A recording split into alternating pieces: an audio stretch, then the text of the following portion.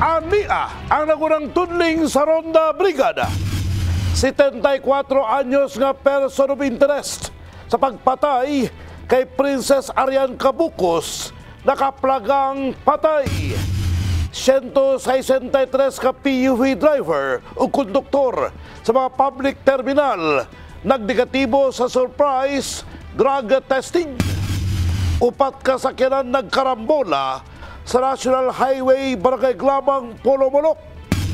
16 anyos nga babay naluwas human gilugos o gidunggab og 36 kahigayon sa managrayng parte sa lawas. Mga mag-uuma sa Jensen apektado na sa El Nino.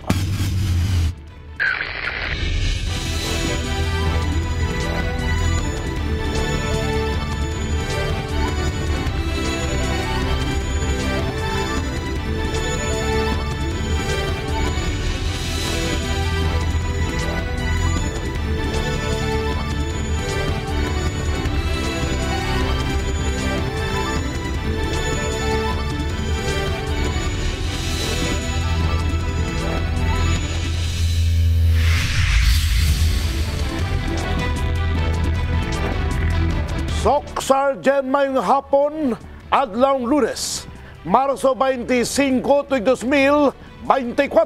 live, kikan din sa Brigada News Center. Ang inyong mga kabrigada nga maghatod kaninyong mga balita dili lamang sa Sok Sergeant. Ingon man sa managlaing rehiyon. O kiniya, Ronda Brigada.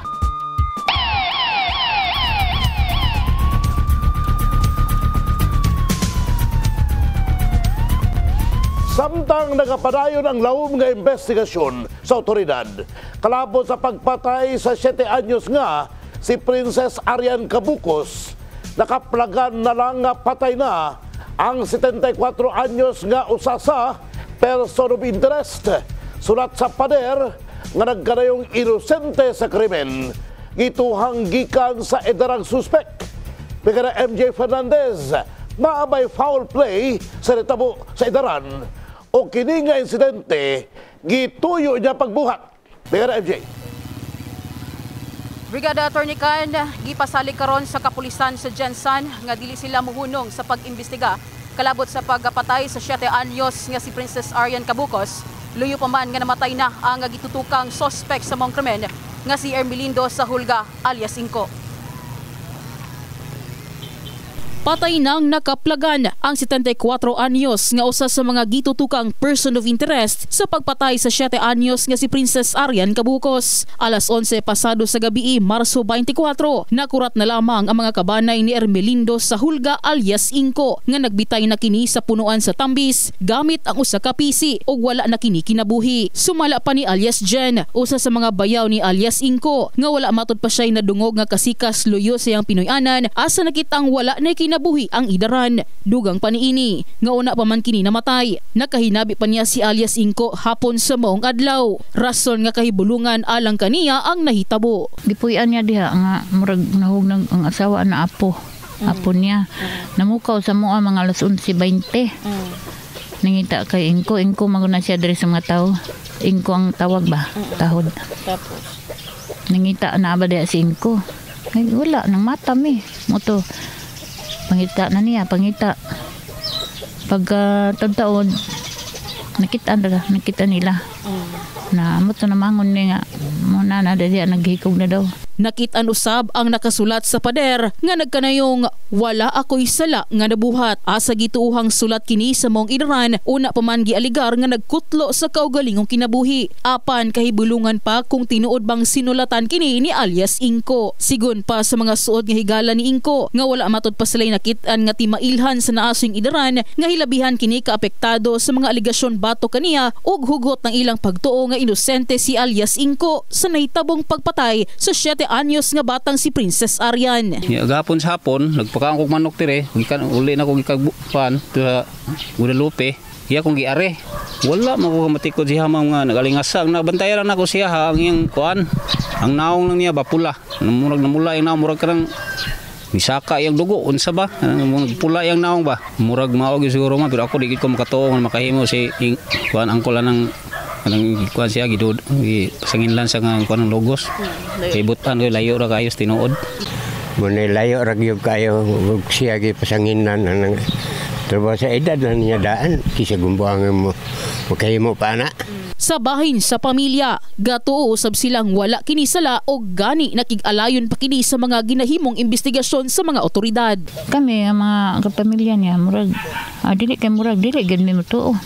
Pero ako sa akong kabahin nga biglang bayaw na ko siya di jud ko mutuo nga siyang nagbuhat kay kadtong bata kalayo og gilabayan ang saan to pasano niya magligwas sa mga nag 10 kilos nga kuan nang bitbiton. Wala, suspect lang siya. Kanang murag nadala lang sa tanan man diri mga silingan kuan man testingan. Samtang gipaniguro usab sa kapulisan nga dili sila muundang sa ginahimong investigasyon sa kamatayon ni Princess Arian Cabukos ug ang investigasyon sa pagpatay sa idaran nga person of interest. Gidirect ang station commander nga si Police Major Pores nga iyang tutukan og maayo. Investigation kailangan ta person of interest. Process ng yapon elimination. So ato nang gidirect si station commander nga ipa-autopsy ang kuan mangita og eyewitness.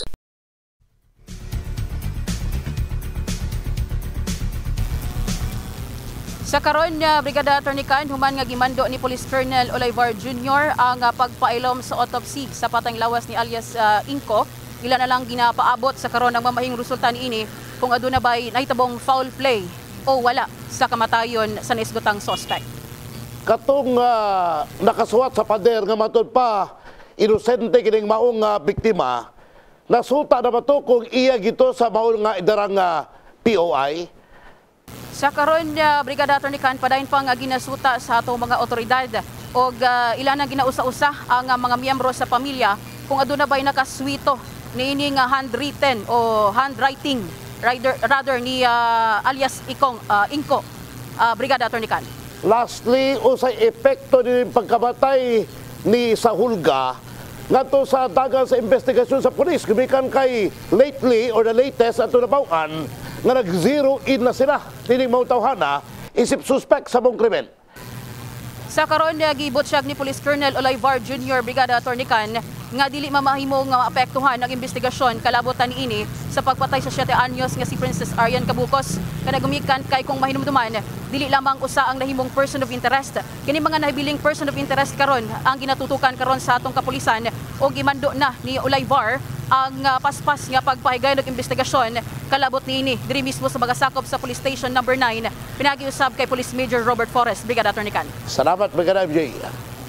Subukan na ang report in the heart of changing lives ni Brigada MJ Fernandez sa Brigada News Jensen.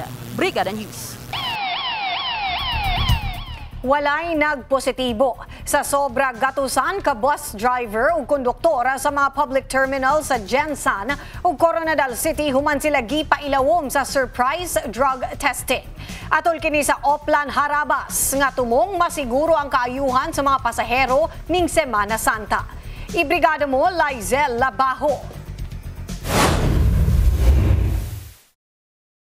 Lakip sa nagnegatibo sa surprise random drug testing ang bus driver nga si Carlo Flores. Sa unom ka tuig isip public utility vehicle driver, naanda na usab niya nga dunay mga surprise drug testing sa mga public transport terminal. Okay lang ma'am, para sa safety sa pasahero kag sa safety man namon. Ma'am, every peak season, December, Holy Week. Bisan pa man ang konduktor nga si Polymar Rejas usasab sa gi-drug test. Sumala kaniya nga pamaagi lamang kini aron ipakita nga legal ug walay dautan silang ginabuhat sa trabaho. Okay magyapon na kay safety man na sa pasahero o safety para pod sa mua.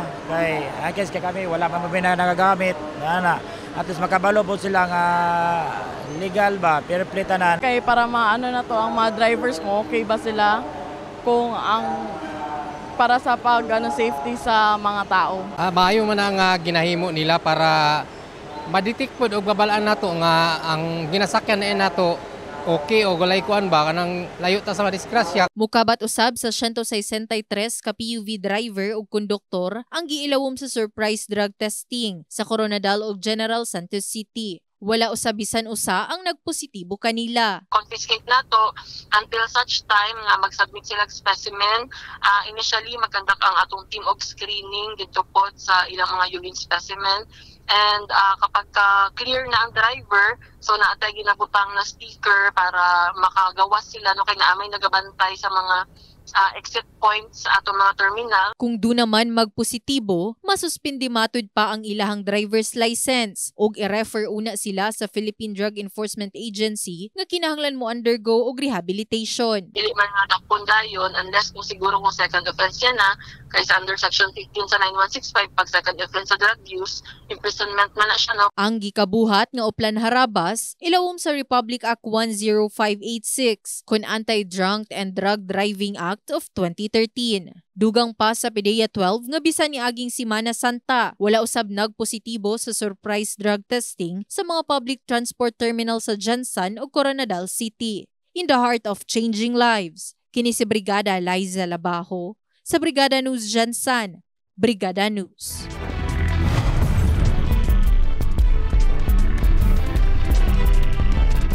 Tulo ka truck ug usa ka kotse ang nagkarambola sa National Highway Barangay Glamang, Pulomolok South, Cotabato. Sakay sa kotse nga nalambigit sa bangga, usama itong pagkapulis nga motambong sa promotion program sa Police Regional Office 12. Ibrigada mo MJ Fernandez. Nagkaguliyang ang pipila ka mga motorista human sa nitabong karambola sa upat ka mga sakyanan sa National Highway Barangay Glamang, Pulomolok pasado las 11 kaganinang buntag Marso 25. Ang maong karambola ang ikalambigitan sa usa ka kotse, usa ka courier truck, wing van truck ug bongo truck. Gilayon nga gidala sa ospital ang driver sa kotse nga gikaingong usa ka pulis nga nadestino sa Cotabato Provincial Police Office ug padulong unta sa Regional Headquarters sa Barangay Tumbler ning Dakbayan asa ipahigayon ng pining alang sa promotion ni ini ug naabtan sa news team ang pag-rescue sa usa ka babaeng sakay sa bongo truck human kini maipit sa pagkabangga.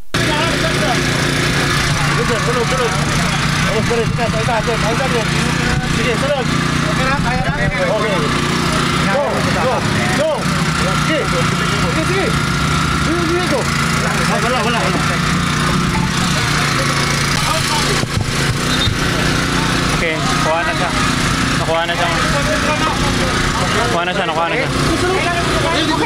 Okay lang din. Sumala pa nga una nang nihunong ang courier truck aron mohatag og dalan sa padulong nga kotse apan kalit ni bangga ang wing van truck sa likod nga bahay niini rason nga nabanggaan sa courier truck ang kotse samtang damyos usab ang naangkon sa bongo truck nga nagsunod sa wing van. Ko diri mi magliko posible naman po nga dili mi magkuan magsignal. Ka-signal mi dito para nagminor na mi hinahinay na mong dagan ma'am diri. Kay naikotsi katong kotsi gud ma'am, naikotsi pa. Taon-taon ma'am gibanggaan among lubot. Nakahunong nami gibanggaan among lubot. Mo to kanang nakabangga din sa among tubangan ma'am kanang kotsi. Akong sekretaryo ug driver padulong sila sa Dole. Tapos ang GNT mag left turn on ta. So gihulat niya nga makalampas tong sakyanan sa pulis. Wala daw niya napansin driver sa truck nga mag left turn kay wala daw nagsignal. So naigo niya ang GNT, naigo niya tong sakyanan sa pulis. Ya kami pod siyempre kasundanay sila, wala na po siya kalikay, nabangga siya sa likod. Gihingos ganosab sa supervisor sa courier services nga anaa sa saktong dalan ang posisyon sa ilang truck. Kanay siya bago among unit, so ang mga brakes kaning kompleto tanan. Dito pala makita na niya nga nag-brake na akong driver. Siya pa lang na-alert na. So nakasignal, naka-brake na. Dito pa lang daan, naka-brake na kay muliko na siya eh. Kusog kay ang impact ma'am, damay pangguan. Wala kay sa sudden brake daw kung naka-brake yun siya tarong. Dapat makita na dito kung nanay brake yun. So maabot na lang mi sa kuan ma'am sa police station ani kung asa mi dalon kay daghan gyud na damay. Sa karon, padayon pang gisuta sa mga sakop sa Traffic Management Unit Pulomolok ang naasong insidente ug dakdang mag-atubangay sa ilang buhatan ang mga drivers na nalambigit nga behikulo. Samtang padayon pang nagpaalim sa Balay Tambalanan ang mga sakay nga samdan sa maong insidente. In the heart of changing lives, kini si MJ Fernandez sa Brigada News Jansan. Brigada News.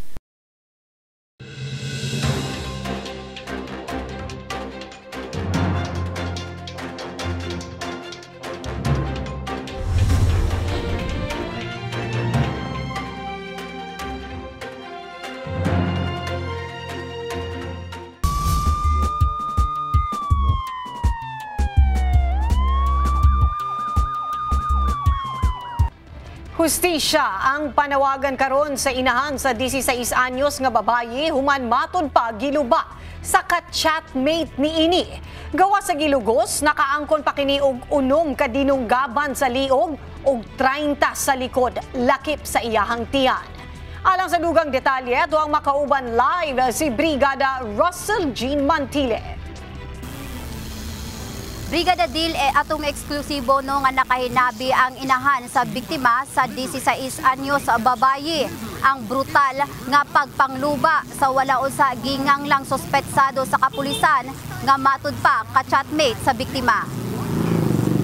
Magunit na siya sa akong kamot nga kunang host na ng iyang ng iyang oxygen. Muilak na walay mo gawas yang baba. Italikod na lang nako. Hustisya lang yun ang akong kailangan. Harold Martulubi sa tanan pamilya Bartulubi.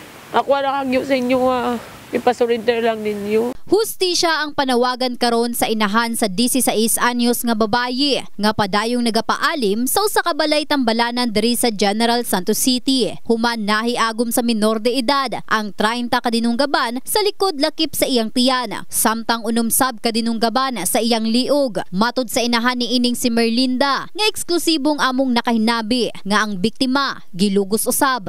Human na siya gilugos. Pakunwari siyang ihatod lagi daw niya. Siyempre, nadok ng bata. Ingon siya, maano ka kung pusilon ta ka. Gisumbag sa iyang mata. Bunalan og bato ang ulo. Pag bunal, ingon siya nga asit di ay ka, patyun ta ka. Daghan na kay kag na naibalaan ba. Gidunggab niya ang bata og kanang kunting sa ospital. Mo nang giputol hait man kay diri sa liog niya. Pero kining sa liog ug sa likod niya, ice pick. Nangabangag man ni ma'am, kay kay gagmay man magagawas mo nang gioperahan sa doktor. Marso 12 pasado alas 4 sa kadlawon, napalgan si alias Rica sa usa ka sikat driver sa usa ka awaaw nga bahin sa Spring Purok Mudya, Barangay Labangal nga matud pa nagapangayog tabang. Chat sila invite sa suspect ang victim nga mag-meet up sila dito banda sa Spring sa Purok Mudya. Exchange kung money. Pagkabot sa area, napagkamalan sa suspect na acid daw bata. Marnatripan niya magdadalhin niyang gisuntok, gayon didunggab sa liog, gayon sa likod ug sa may tiyan.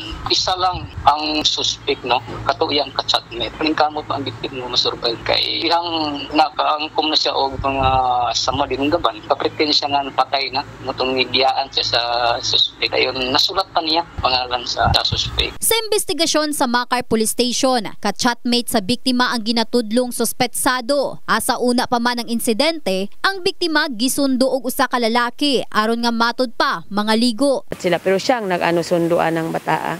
Ipaubanon lagi niya maligo. Iro ang gimo nimo human nimo tamas-tamasan. Nakamata lagi ng bata ma'am tinga siya nga ngano na mga sagbot ug naa sa sako. Siguro ma'am nakaingon sila nga nakabangga kay ang bata siguro nakabalo kung sa bang sulat-sulat man na siya. Gasyabo daw na sila. Tumbok naman sab sumala pa sa otoridad ang pangalan sa suspect apan dili usa nila kini panganlan. Sa namo i-reveal na prepare na to nga mapag ang kaso. Nagkataon lang April 1 pa mag-resume ang regular filing sa korte. Samtang inahan sa biktima na nawagan ngadto sa publiko nga sila matabangan sa ilang bayronon sa ospital nga mikabat na sumala pa sa kapin 800,000 pesos. Gani sa mga kabrigadang adunay malumong kasing-kasing, mamahimong ihulog lang sa numerong 0938-340-9646. Sa mga niya sa gawas, dagan man kailangan ma'am pang dugo niya mo palit yung dugo niya ma'am kay AB plus man na yung dugo. Alos adlaw-adlaw tugungan po siya dugo.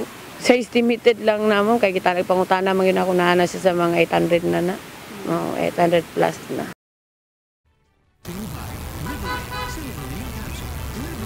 Brigada Dil sa pagkakaroon ginahulat na lang sa otoridad nga mag-resume na ang regular filing ngadto sa korte aron mapasakaan og kaso ang gikaingong suspetsado sa otoridad. Gani karon panawagan na lang sa inahan nga kung kinsa man matud pa ang willing nga muhatag og tabang, mamahimo nga itawag lang sa mga numero nga makit-an usab sa atuang TV screen. Kamusta ang sitwasyon sa atuang biktima? Conscious ba kini?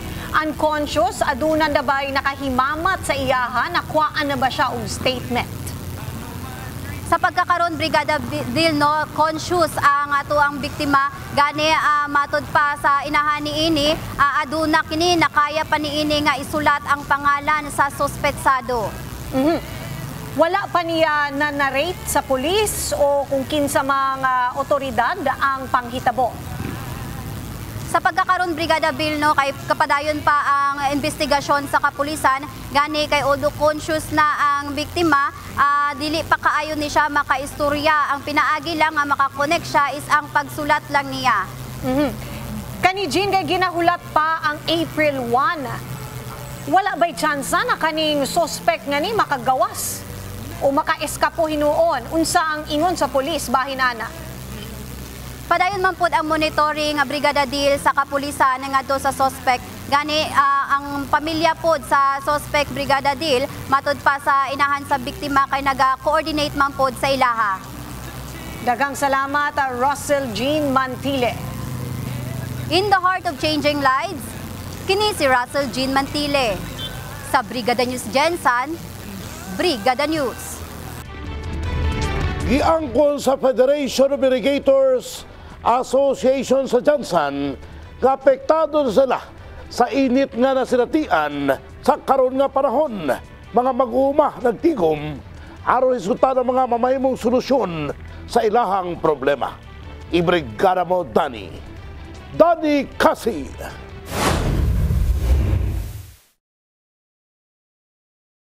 Nagkatigom ang mga presidente sa Nagadayang Irrigators Association sa Dakbayan aron nga hisgutan ang mga nagkaanam nga epekto sa El Nino ngadto sa mga mangunguma. Sa maong panagtigom gihisgutan ang mga solusyon sa problema nga ginaatubang sa mga mangunguma, ilabi na ang mga anaa sa ubos nga bahin sa syudad. Sigun ni Abner Pastrana, ang Pangulo sa Federasyon sa maong kahugpungan, nga nasabutan nila nga ugaling may mangunguma nga gikan sa ubos, gikinhanglan nga masayran sa presidente sa ibabaw ang katuyoan ini sa hisgutanan nga tubig. Marami na. Meron na nga tayong mga farmers galing sa baba, yung ibig sabihin yung Baluan area, umaakyat dito sa San Isidro para maghangyo. Minsan nga yung tinatawag namin na nagiging illegal user kaya ninanakaw nila na hindi kanilang schedule, pinakikialaman nila yung ating mga steel gate.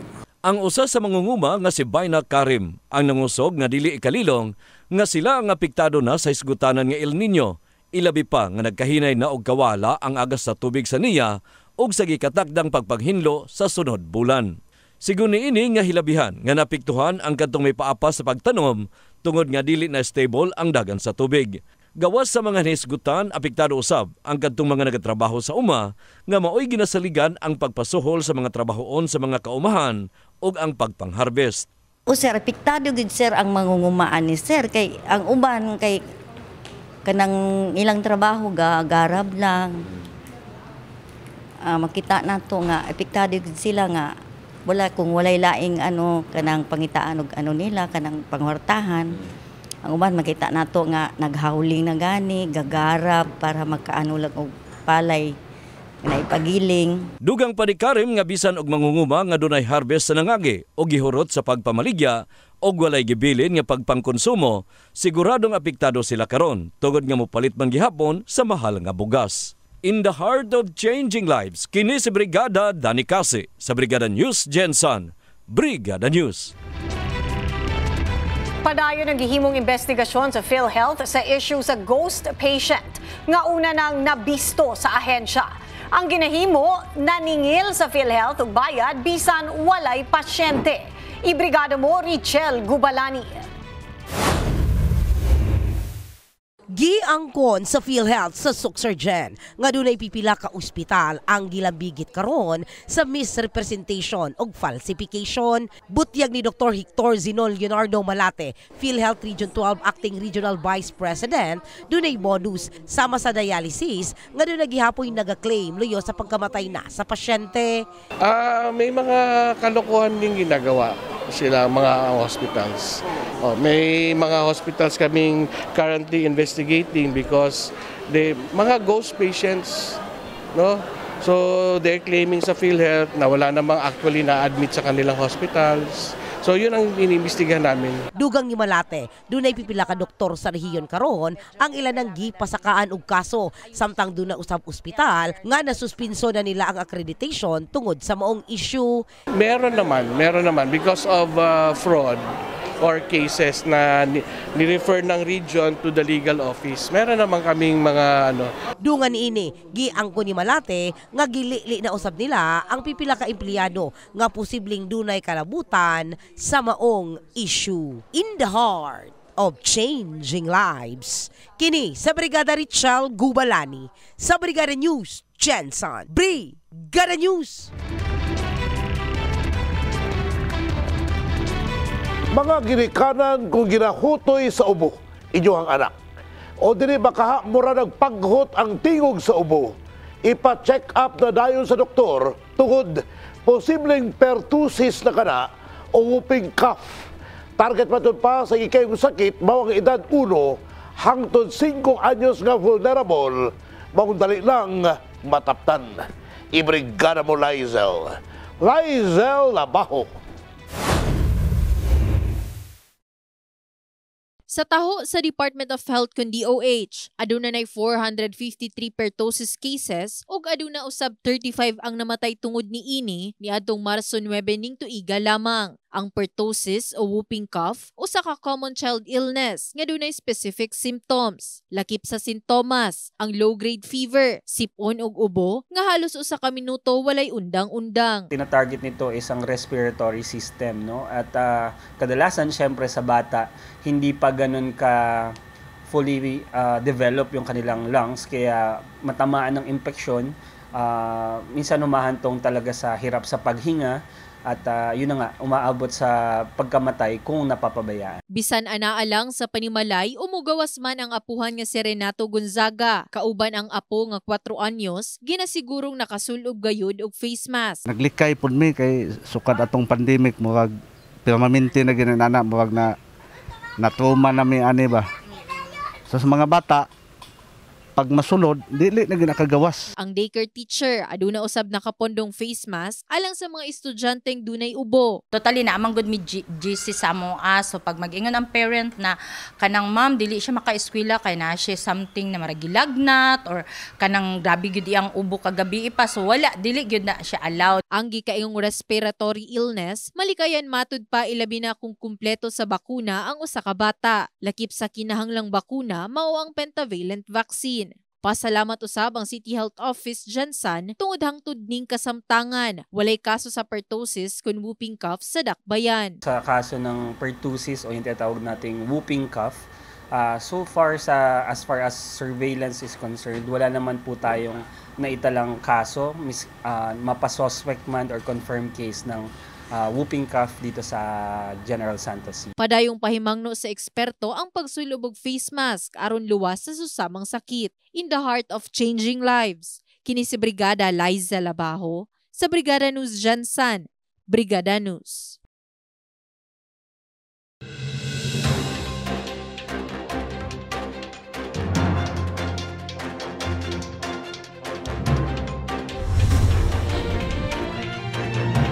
Ni Kapitan Renante Curit sa Barangay Patima ning Dakbayan sa iyahang State of the Barangay Address ang mga infrastructure project nga giponduhan sa barangay, syudad ug national nga panggamhanan.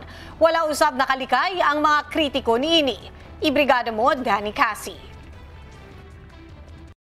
Halos giusa-usa ni Kapitan Curit sa pag-report ngadto sa mga katawhan sa Fatima ang mga proyekto niini nga kasamtangan nga ginapatuman og takdang ipatuman sa maong barangay. Lakip sa mga proyekto nga gisgutan sa iyang suba ang mga pagpaimprobar sa mga dalan, nagkadayang road section drainage, multi-purpose building og satellite office. Sa maong suba giangkon sa kapitan nga lisod ang pagpangayo og proyekto ilabi na og dili sa barangay nga pondo ang gamiton, maong ginapahimangnuan niini ang iyang mga kababaryo nga ampingan kini nga alang sa umaabot pa nga henerasyon. Para sa tubag sa panawagan sa gobyerno, para mas dali ang ilahang pagpaagas sa mga programa, ayuda o uban pa nga subsidiya para sa mga programa nga makatabang sa komunidad. Karong adlaw mo ni ang ato ang pag-deliver sa duha ka hugna nga State of the Barangay Address second semester sa tuig. Dungan sa maong suba wala usab nakalikay ang iyang kanhing mga kaatbang og mga supporters nini nga padungog-dungugan og ipamahayag nga asit unta ang tanan og dili mahimong liability. Ang problema hanggang ngayon daghan pas barangay Fatima nga gikalentura pa katong may alabay nga eleksyon. Di pa kadawat na ako ra gyud ko'y nagpabilit diri. Dawat-dawat na lang unta ta kay di man ko regular diri. So, anong hinay ang paguswag sa usa ka lugar? Kay imbes pag tinabangay ta, maitulak na ito tungkos unahan para mas gaan ang pagdagan sa programa. Mugawas ang ato ang pagkatalangka o utok. Usa sa mitambong si Ronnie Labajo nga opisyal sa grupo sa tricycle nga nanukad sa maong barangay ug nakadaig sa maong suba tungod nga gihatagan sila og kahigayunan nga madunggan ang gihimo niini. Ilabi na ang paggamit sa pondo nga gikan sa barangay hangtod sa mga pinangayo sa syudad ug sa kauluhan. Diri po ko sa Fatima, nakita po nako nga namagi nagreklamo nga mga tao kay kuno naputol-putol ang project pero para sa kuha nasabtan ako kay nga naman ang pagpangayo man gud og pondo dili diha dayon nga mahatag dayon og limitado po na nga pondo. Dili tanan matigaan ang tanan, for example mga purok chairman, dili tanan nga mag-request sa barangay mahatag sa barangay. Nasayran nga ang suba ang ginapahigayon subay sa Local Government Code of 1991 nga kinahanglan makapahigayon og asembleya nga por lo menos kaduha sa matag tuig aron nga hisgutan ang semestral report niini nga may kahilabtanan sa finanses lakip na ang mga problema nga nakaapekto sa barangay.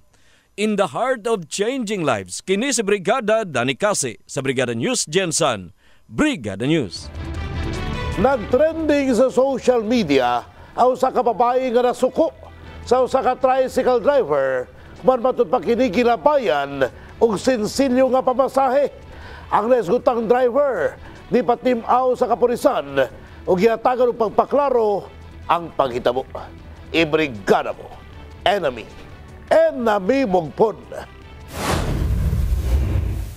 Bigmart ng kukuton. Nagpahatod ko dire, perting doula lang ya. Maningil ka kwarta sa ko 20. Ha? Ha? Maningil ka sa kuha, busado ka nga driver ka. Human nagtrending sa social media ang panaglalis sa usa ka tricycle driver og pasahero niini tungod sa pamasahe. Nagatubangay sa opisina sa Traffic Enforcement Unit Contiio Gensan ang duha kaniadtong Marso 23 adlawng Sabado ug ilahang gipaklaro ang kalabutan sa isyu. Nasayran nga ni para matud pa og tricycle ang babayeng pasahero likod sa Fitmart Daprosa Avenue, Barangay Dadiangas North, Gensan, padulong sa JP Laurel Street sa nahisgutang barangay. Gihatagan matod pa niini ang driver og 9 pesos nga pamasahe, rason nga ni palag ang tricycle driver kay ang minimum nga pamasahe base sa taripa sa Gensan ana-ana sa 15 pesos. Ganyan ko yung kamay ko, binigay mo yung pera, kinuha ko yung pera niya at sa kamay ko, dito sa talikod. Tinawag ko siya ng maayos na pagtawag, ma'am, 9 pesos lang po pera niyo. Ganyan pagkasabi ko, malinis na malinis. Binalikan mo ako.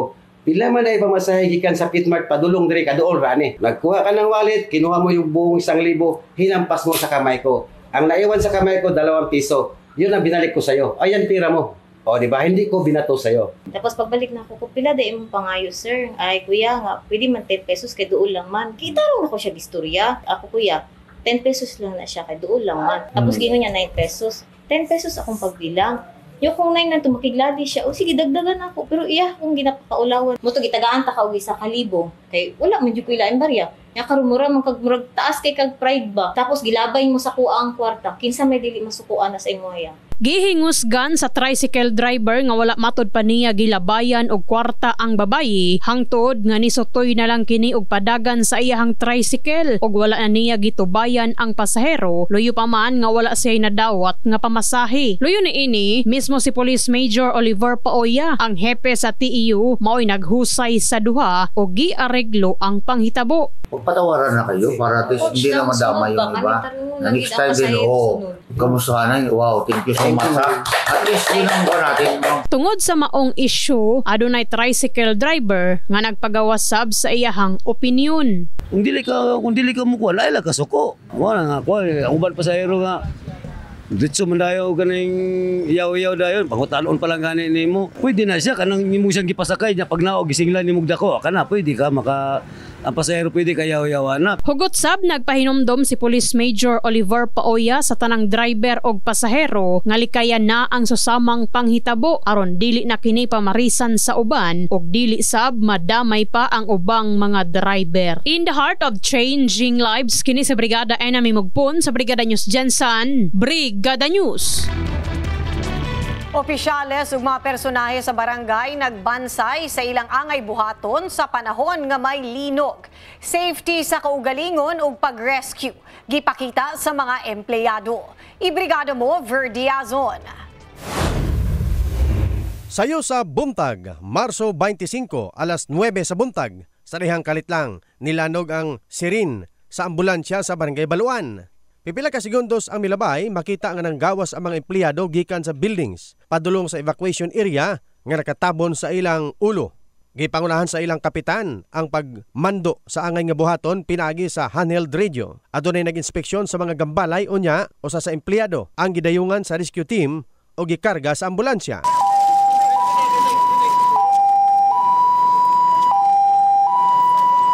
Okay, naisa ka enjoy. Usa sa mga empleyado gikan sa opisina sa Sangguniang Kabataan ang gipaningot human sa drill.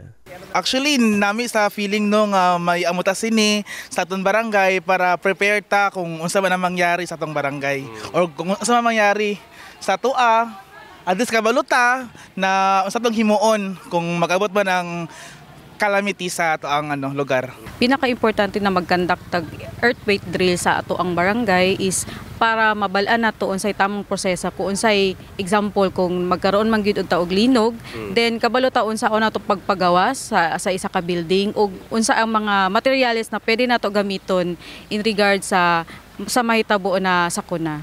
Gipasabot usab ni Kapitan Bisa kung unsa ang ilang gihimo ini nga drill. Samtang gikumpirma ni Principal Franklin Martinez sa Baluan Elementary School nga nasibog ang ilang drill sa March 27 gumikan sa mga exams. So nagparticipate ta karon sa simultaneous earthquake drill no sa ato ang sa gobyerno. So pag umpisa kay 9 o'clock, so atong mga empleyado dinhi sa barangay ato sila gipa actual drill para kung may masakali man may tabo man inaning kaning earthquake kay kabalo naman ta last year dako kay itong nitabo diri sa Jensen, so para ready na pod ang atong mga empleyado kung unsay angay buhaton. Posibleng karon ang earthquake drill pero na-reschedule sa 17 tungod daw kay 27 tungod daw kay makadisturbo ta sa klase, so priority yun sa ang klase sir. Especially nga karon schedule sa atong third grade examination. In the heart of changing lives, kini si Brigada Verdiazon para sa Brigada News Jensen, Brigada News. Ginahulat na lang nga mapublish na ang Joint Administrative Order sa bagong mando nga mo-grant og 125 pesos matag semana na diskwento sa mga PWD ug senior citizen sigon sa Department of Trade and Industry aron nga mapatuman na kini.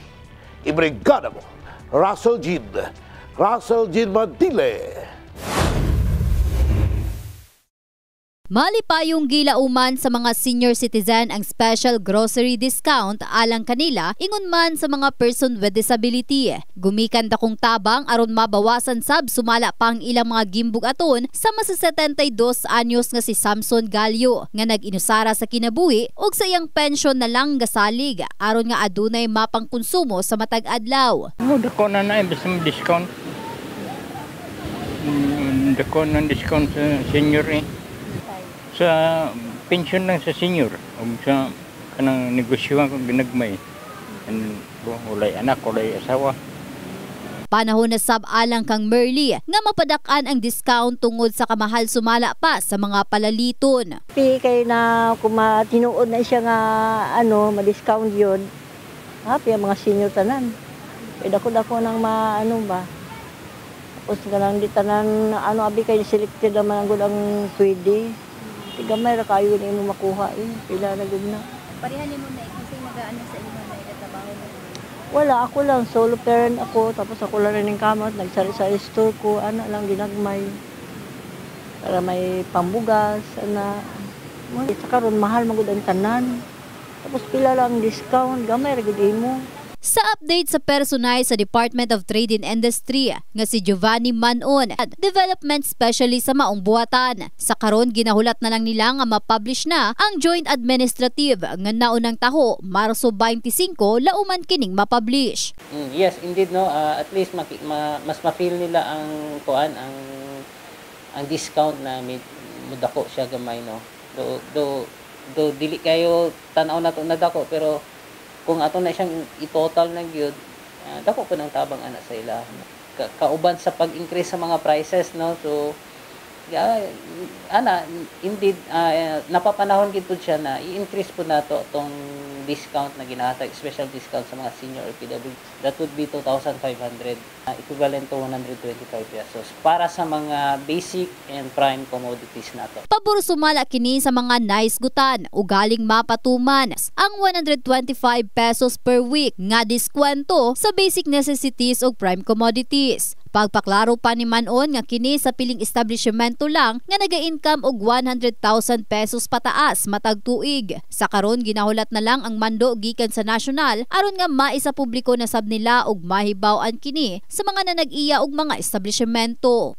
So during ang monitoring sa mga presyo, pwede na mo sila tigag-copy atong jaw for information dissemination na pod. Tanang applicable lang ni sa mga establishment na more than 100,000 ang ilahang paid up capital. So dili pud siya pwede dito sa mga sari-sari store. So kung kita na senior or PWD, mo-avail ta atong special discount na 5% sa mga groceries na lang nato, tawagan nato groceries. In the heart of changing lives, kini si Russell Jean Mantile. Sa Brigada News Jensen, Brigada News. Padayon gihapon sa pagdawat ang Kabrigada Foundation Incorporated alang adto sa mga kabrigada nato nga nanginahanglan og hinaba. Alang sa cash donation, mamahimo kining ipadala sa Kabrigada Foundation Incorporated Security Account number 00005576071. Alang sa in-kind donations, ipadala kini sa Brigada Complex nga nahimutang sa NLSA Road, Barangay San Isidro, General Santos City. Sa mga gustong mahimong Brigada Volunteer, pwedeng mudangop sa estasyon ug magpalista. Mao na ang naglangkob sa Ronda Brigada karong adlawng Lunes. Mga storyang 24 oras nga gitutukan sa news team sa Brigada TV. Ako si Brigada Dil Bartalaba in the heart of changing lives. Kitibuk ang pagserbisyo hatod alang sa publiko. Walay sagol bakak, tanan alang sa kamaturan. Kini si Konsehal Papa B, Attorney Kan Kasanigan Balyeke, palaban. Para sa taong bayan, kung para sa tao, sadyang mapagmahal, SM, in the heart of changing lives. Ug Ronda Brigada.